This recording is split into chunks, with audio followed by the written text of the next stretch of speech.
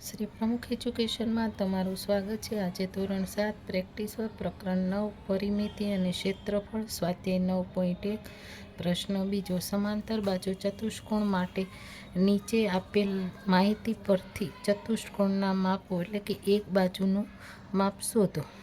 તો આમાં ક્ષેત્રફળ આપને 50 સેમી સ્ક્વેર અને ઊંચાઈ આપને આપી છે 10 સેમી।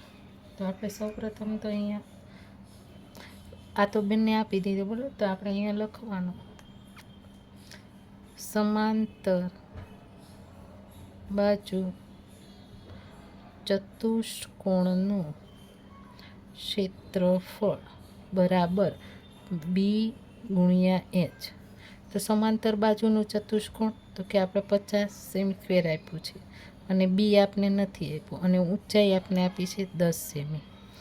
તો હવે આપણે માટે બી બરાબર 50 ગુણાકારમાં છે તો અહીંયા આવે તો કેવામાં થઈ જાય તો કે ભાગાકારમાં થઈ જાય બરાબર। તો 10 5 તો કે 50। તો આપણી પાસે બી બરાબર તો કે 5 સેમી। તો આપણે એક બાજુનું આપણે જે કીધું હતું તો એક બાજુનું કેટલું આવ્યું તો કે બી બરાબર 5 સેમી આપને મળે જે આપણે એક બાજુનું શોધવાનું હતું। તેવી જ રીતના અહીંયા પણ સમાંતર બાજુ ચતુષ્કોણનું ક્ષેત્રફળ બરાબર બી ગુણ્યા એચ। તો અહીંયા આપણી પાસે કે 60 સેમી બરાબર બી આપને નથી ખબર અને 7.5 સેમી માટે અહીંયા બી આપણે કરતામ કરી નાખીએ। તો 60 આ ગુણાકારમાં છે તો આપણી પાસે ભાગાકારમાં જશે 7.5 સેમી બરાબર। તો હવે આપણે શું કરવાનું છે બી બરાબર જે 60 ના તો કે 60 અને આ પોઈન્ટ છે તો પોઈન્ટ આપણે દૂર કરવા માટે ઉપર આપણે 10 લખવીને છેદમાં આપણે લખી 75। હવે માટે બી બરાબર 60ના તો કે 15 ચોક 60 2 5 તો કે 10 છેદમાં તો કે 15 ગુણ્યા ને 5 15 5 75 5 5 ઉડી ગયા 15 15 વયા ગયા માટે બી બરાબર 4 2। તો બી બરાબર 4 દુ તો કે 8 સેમી આપને અહીંયા મળે બરાબર।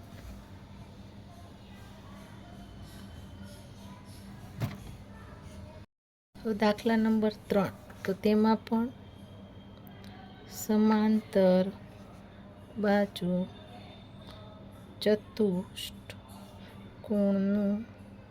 ક્ષેત્રફળ બરાબર બી ગુણ્યા એચ માટે આપણે 80 બરાબર બી આપને નથી ખબર અને 5 સેમી માટે હવે બીને આપણે કરતા નહીં તો કે 80ના છેદમાં આપણે લખીએ 5 સેમી બરાબર।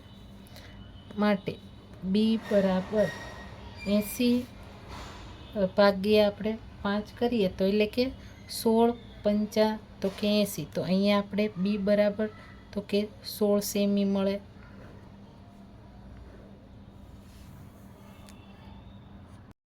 ચારમાં તો અહીંયા પણ આપણે સમાંતર બાજુ ચતુષ્કોણનું ક્ષેત્રફળ બરાબર બી ગુણ્યા એચ માટે 120 બી આપને નથી ખબર અને 15 સેમી છે। હવે માટે બી બરાબર 120 છેદમાં આપણે લખીએ 15।